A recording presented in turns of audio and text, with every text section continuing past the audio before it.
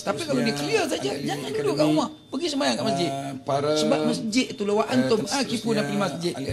Wa antum akifuna fil masjid ditulis terang dalam Al-Quran dalam bab puasa ini. Jadi itu. Jadi kalau kita nak ni kesimpulan dia, Nabi membayangkan kepada kita puasa itu dapat 3 tingkat. Pertama, khawasil khusus. Khawasil khusus ni ialah puasa orang warak, orang yang berpegang teguh kepada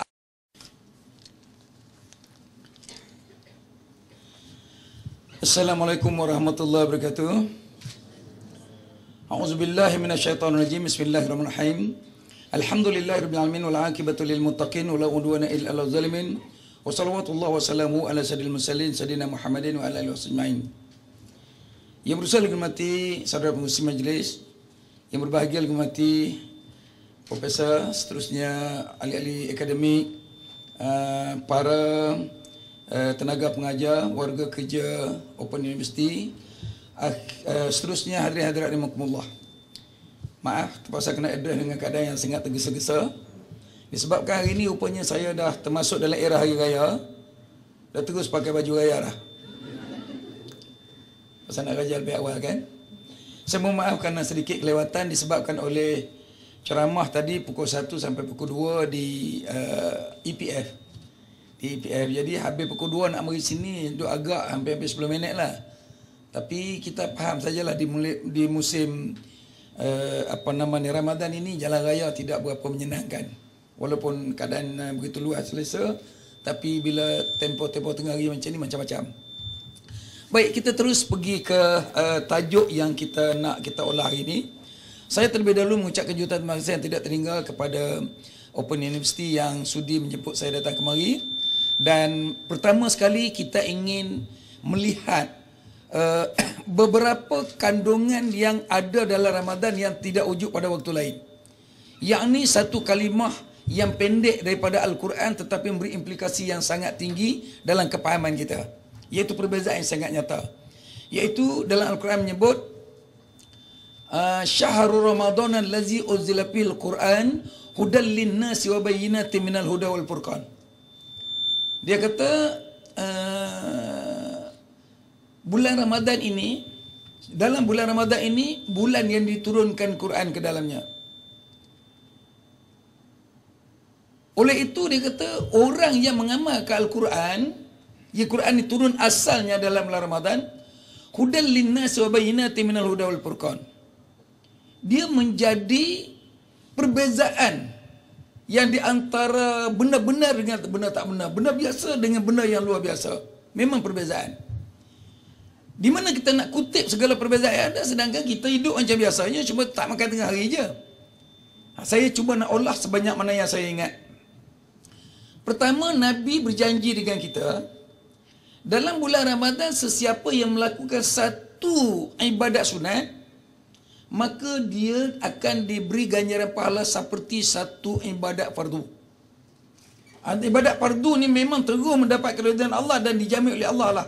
Orang itu menjadi hamba yang paling bertakwa apabila melakukan perkara yang fardu. Sesiapa yang melakukan ibadat fardu pula, seolah dia melakukan 70 fardu di waktu yang lain.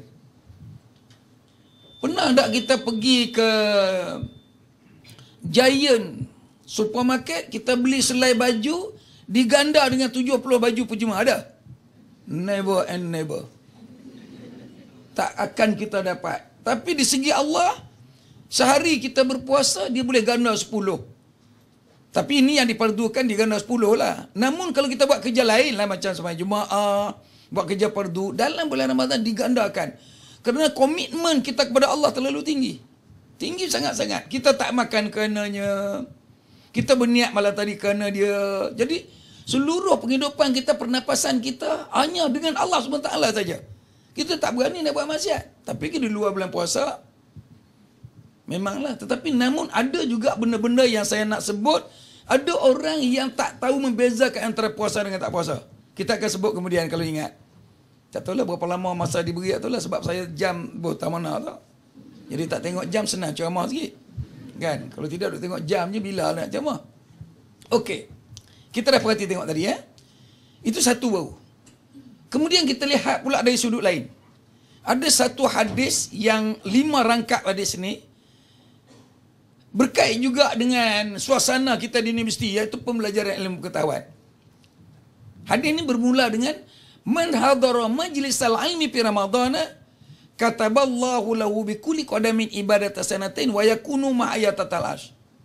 Sesiapa yang melangkah selangkah saja ke majlis tazkirah zikrullah dalam bulan Ramadan, majlis ilmu dalam bulan Ramadan, khususnya majlis yang lebih fokus kepada akhirat, maka sahalallahu, kemudian dia kata setiap langkah yang dia melangkah menuju ke sana,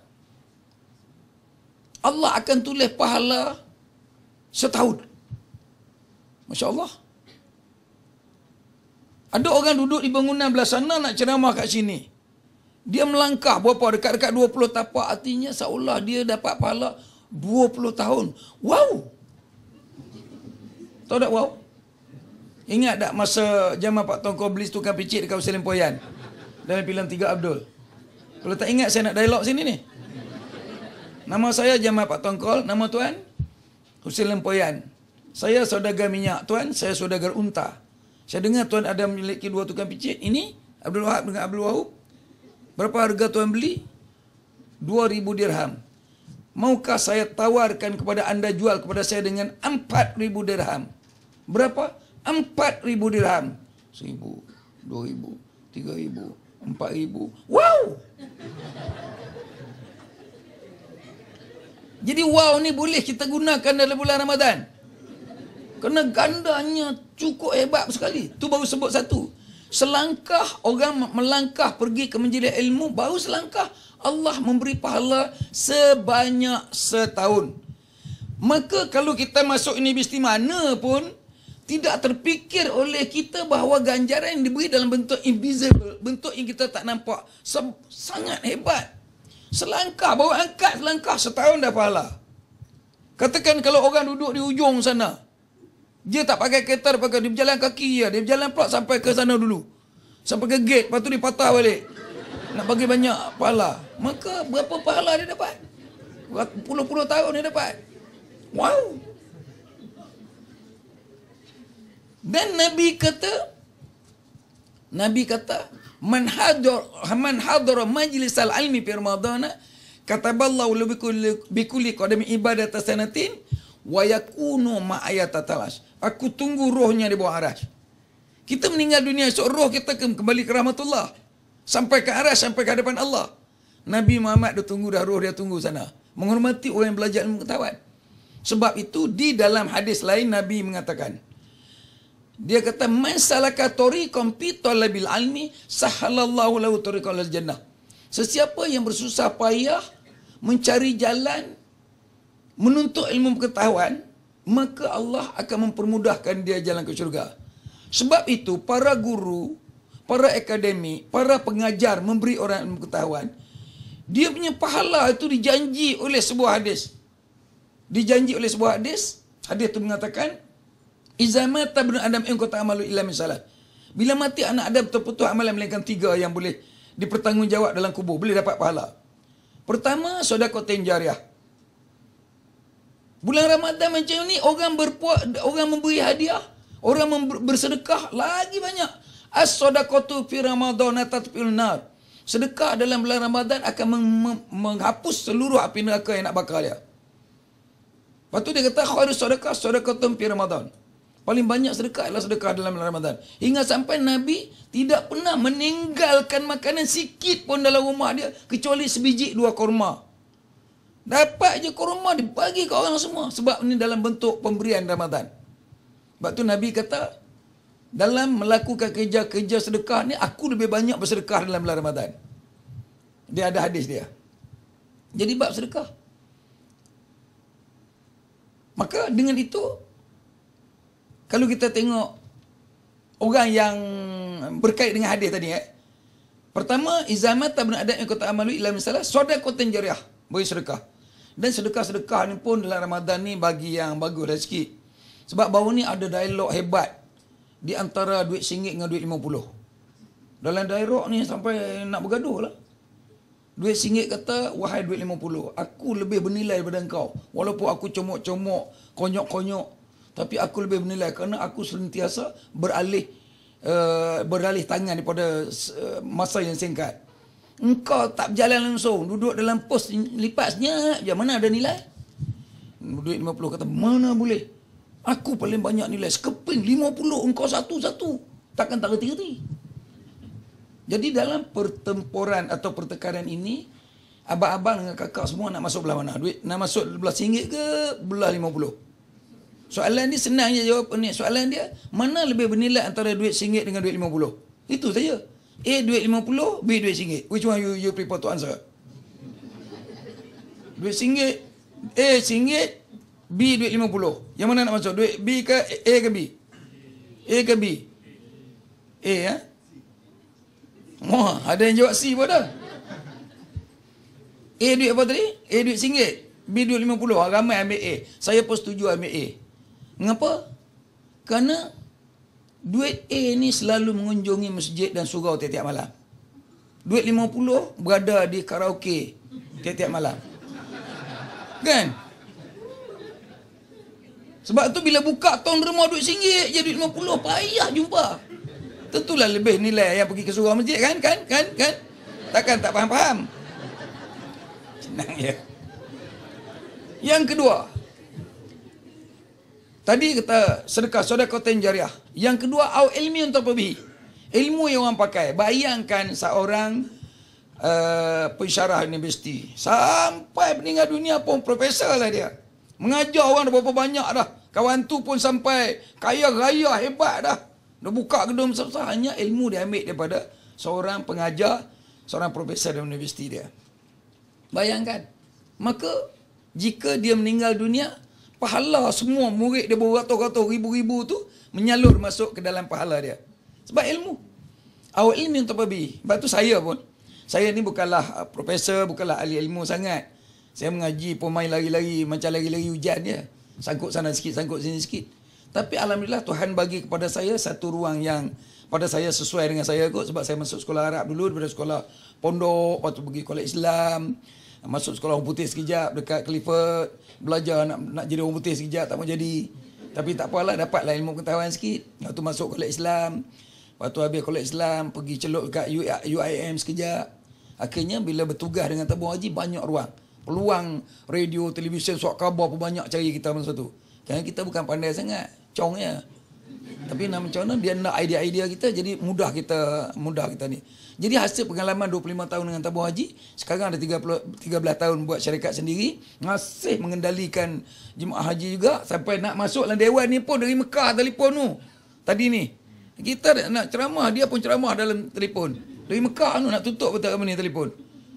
Sebab dia baru nak tawaf widak, nak balik dah. Jadi ke tak jadi? Kalau kita tangguh nanti dulu, aku nak ceramah dulu. Lepas tawaf widak kan, dia dah nak balik, dah baru kita telefon dia buat apa?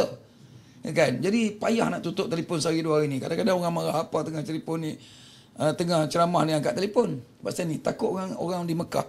Dia tanya soalan-soalan yang orang lain tak jawab. Bukan tak reti nak jawab, dia tak confident nak tanya kita juga. Jauh pun tak apa, duit banyak tak apa, tapi dia puas. Wallahualam. Jadi saya dah mengeluarkan sebanyak lebih kurang 5 atau 7 jodol buku bab haji saja. Ada, tapi itulah pengeluaran saya sendirilah. Saya pun buka satu kedai jual-jual buku ni. Nama Ben Daud Seni Berhad. Ini iklan ni. Iklan tanpa bayaran ya. Okey, dekat Wangsa Maju 4. Wangsa Maju 4 di belakang Giant Taman Permata, masuk dekat Side Bistro tu, di situ ada Ben Daud Seni Berhad. Adalah muka saya, adalah buka situ. Muka iklan. Maklum je lah kan. Pasal apa? Nak ilmu terbaik. Saya buat tu bukan nak jadi kaya. Sebab alhamdulillah dalam hidup yang kadang ada sekarang ni, alhamdulillah saya bersyukur sangat kepada Allah SWT. Serba ada lah insya-Allah. Setakat ini serba ada. Saya bukan kata kerana buka syarikat ni saya nak jadi kaya serta-merta, tidak.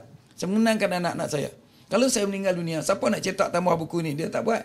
Kalau saya meninggal dunia, siapa nak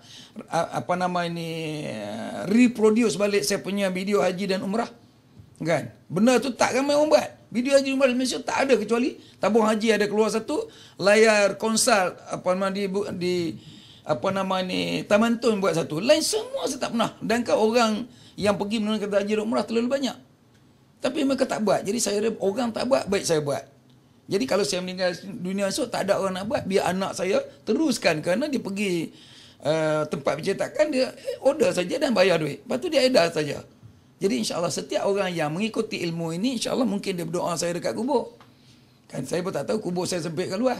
Duk tanya malaikat, dia tak jawab malam ni.